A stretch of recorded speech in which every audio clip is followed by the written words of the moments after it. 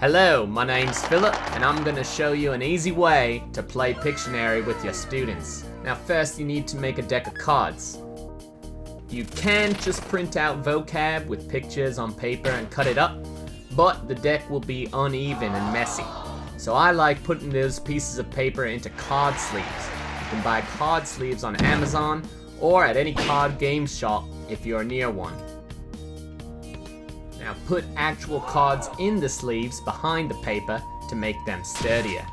Make sure the vocab is drawable, the text is nice and big, and the picture is simple.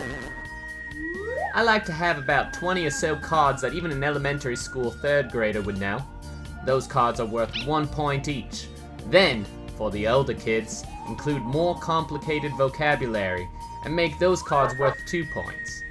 I have 1 point cards use a grey border, and 2 point cards use an orange border. Now having cards worth different points helps prevent toys, since typically teams will go through around the same number of cards. Shuffle them up and you're good to go. Now, explain the rules to the kids. You can mime it out if your Japanese isn't the best. Hopefully, your JTE picks up on it and doesn't leave you hanging. Break into teams of about 4 to 8 students. One student comes up to the front, draws a card, and draws the vocab on the blackboard. Once someone from their team thinks they know it, they can raise their hand and guess. If they're right, the next person goes up to the front and does the same thing. Any student may pass to the next teammate if they think the card is too difficult. Give them a time limit of about 1 to 2 minutes to see how many points they can tally up. If time runs out, the draw must stop, but the team can get one final guess based on what they drew up until the time ran out. After that, the next team goes up and they do the same thing. Once they know the base rules, tell them the things they can't do. Once again, miming it out is fine and usually gets a laugh out of the younger kids. Don't draw while showing your card to the class. Don't draw too small.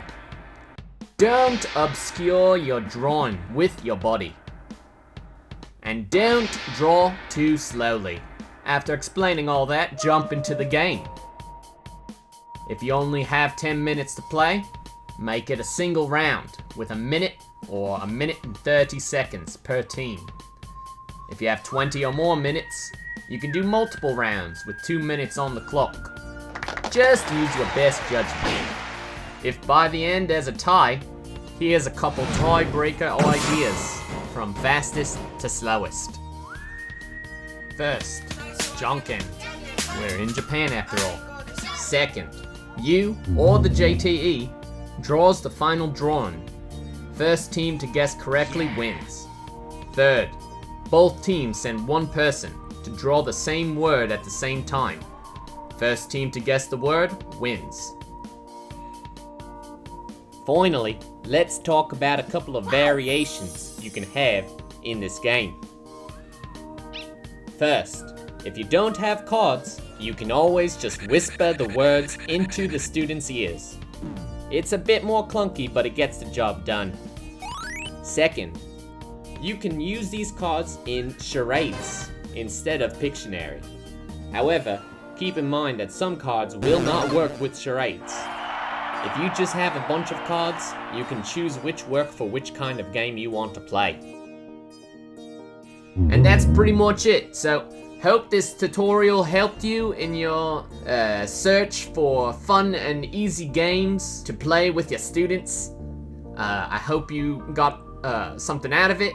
And yes, this accent's completely fake. And I'm sorry to every Australian listening. I'm sorry that the accent's so bad. I'm really sorry. I just wanted to try it out. Thank you.